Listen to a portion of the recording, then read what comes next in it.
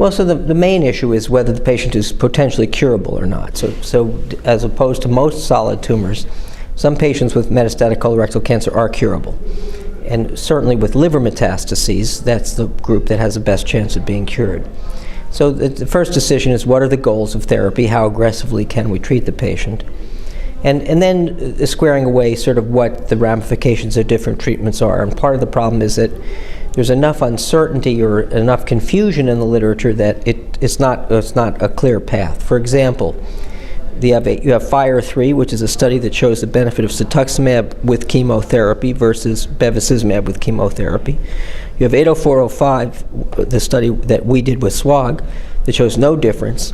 Then you have a study called New Epic, where in patients who had potentially resectable colorectal liver metastases, they did worse if they received cetuximab, even though they were all RAS wild type. So these things don't square. There has to be some other way to figure this out. What we think we will see, and we're hoping to have this at ASCO fully defined, is that there are subtypes of molecular subtypes of colon cancer that a number of people have sort of guessed at or let's say have speculated about, and we think there are at least 4 such subtypes.